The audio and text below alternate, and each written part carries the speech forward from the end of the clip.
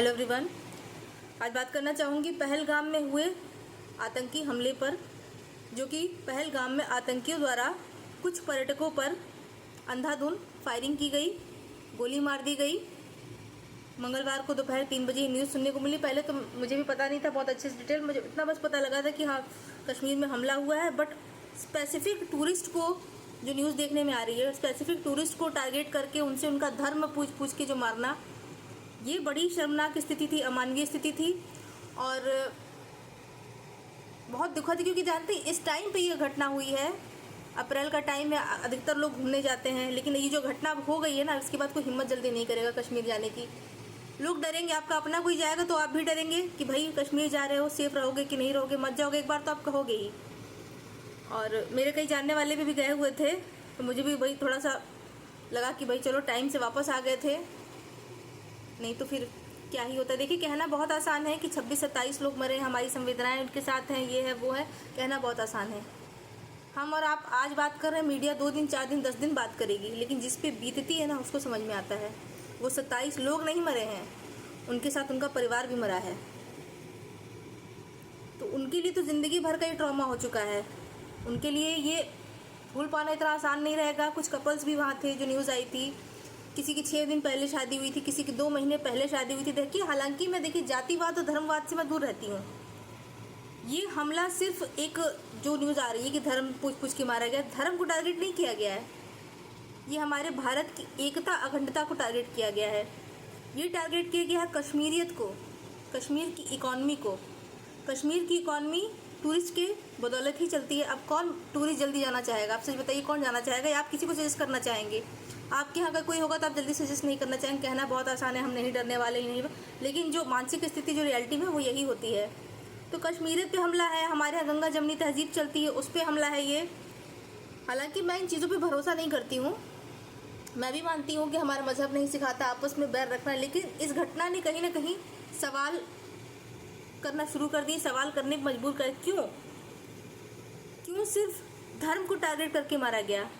अगर इस पर मैं बात करती हूँ, कोई भी बात करता है, तो लोग कहते हैं कि अरे आप तो धार्मिक असहिष्णुता को बढ़ावा दे रही हैं। ऐसा नहीं है। धर्मांध हम नहीं हैं, धर्मांध वो थे जिन्होंने लोगों को धर्म के नाम पर खोज के मारा। मैं धार्मिक विचारधारा जो कि समाज में रोष उत्पन्न करती, उसको मैं सपोर्ट नहीं करती हूँ, लेकिन ये बहुत गलत है और सरकार से मांग करूँगी कड़ी से कड़ी कार्रवाई इस पर करना चाहिए। और अगर सरकार ने समय रहते कार्रवाई नहीं की और कुछ ऐसा नहीं किया, तो आने वाले समय में इसका खामियाजा सबसे ज़्यादा कश्मीरी ही भोगेंगे। क्योंकि देखिए, लोकल्स को आप लोग कह रहे हैं कि लोकल्स इसमें मिले रहते हैं, हाँ ठीक है, लेकिन सब एक जैसे नहीं होते हैं। कश्मीर की इकॉनमी वहाँ से चलती है, वहाँ के लोग तो बर्बाद हो जाएंगे। तो समय रहते हुए गवर्नमेंट को ऐसा कुछ स्टेप उठाना चाहिए कि जो ऐसा करे भी ना, उसके साथ पुश्ते भी याद रखें, कांप जाए। हालांकि देखिए, ये जो माहौल है कश्मीर का, ये इतनी जल्दी नहीं बदलेगा। और जो लोग कह रहे हैं कश्मीर बदल गया, कश्मीर बदल गया, जो मेरा मानना है, मैं अपनी बात कर रही हूँ, मुझे नहीं लगता। कश्मीर की समस्या जस की तस है। हालांकि न्यूज़ भी सुनने की आ रही थी कि धारा 370 हटने के बाद है जो कश्मीर में अमन शांति सुकून सब कुछ हो चुका है, लेकिन इस घटना ने सवालिया निशान खड़ा कर दिए हैं। तो प्रधानमंत्री जी से, सरकार से निवेदन करूंगी, अपील करूंगी कि पीड़ितों की पूरी सहायता की जाए और प्लीज़ ऐसा कोई कठोर कदम उठाइए ताकि ये आतंकी कुछ भी गलत करने से पहले 10 बार सोचें। क्योंकि अगर समय रहते भारतीय सेना ने या सरकार ने कुछ ऐसे कदम नहीं उठाए, तो भारतीय सेना को महज 26 जनवरी के परेड का शो पीस बन के रहने का तमगा मिल जाएगा। और बात रहती है कि आप हिंसा की बात नहीं कर रही हूँ, मैं हिंसा के पक्ष में कभी नहीं रही हूँ। और जो लोग भी इस वीडियो को देख रहे हैं और जो लोग भी इस मुद्दे पर राजनीति करें, उन लोगों से अपील करना चाहूँगी कि प्लीज़ राजनीति से ऊपर उठकर, जातिवाद से ऊपर उठकर, धर्म से ऊपर उठकर इंसानियत के नाते ज़रा सोचो।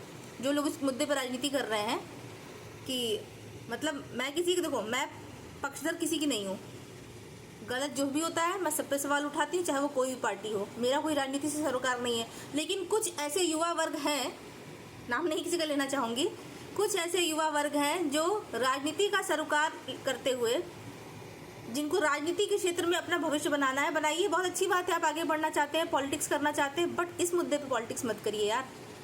आप कह रहे हैं कि नहीं प्रोपेगेंडा फैलाया हुआ है, ऐसा कुछ नहीं था। जिसका हस्बैंड मरा है उनके बयान देखिए, जो लोग कह रहे हैं कि धर्म का नाम पूछ पूछ के कलमा पढ़वाया गया, कपड़े उतरवाया गया, ये बेहद शर्मनाक है। तो ये कैसे झूठ हो सकता है? सिर्फ इसलिए कि आपको अपनी राजनीति चमकानी है, तो इस तरह के बयानबाजी करने से बचिए। पार्टी अलग हो, विचारधारा अलग हो, लेकिन हम सब एक हैं, ये याद रखना ज़रूरी है। हम सभी भारतीय हैं। तो देश का कोई भी युवा किसी भी पार्टी से जुड़ा हुआ हो, प्लीज़ इस मुद्दे पर राजनीति तो मत करिए।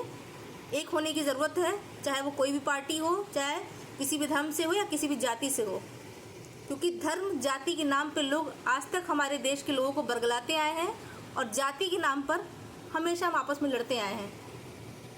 ताज़ा उदाहरण अभी बीच में आपने देखा अनुराग कश्यप का, इस तरह के जो लोग बयानबाजियाँ करते हैं और इस तरह की जो घटनाएं होती हैं, इस पर भी सरकार को कठोर कदम उठाने चाहिए, ताकि लोग कुछ भी करने से पहले ऐसी कोई बयानबाजी जुमलेबाजी करने से बचे, ताकि जिससे समाज में जो रोष उत्पन्न होता है और जो आपस में खींचातानी उत्पन्न होती है, वो चीज़ नहीं होनी चाहिए।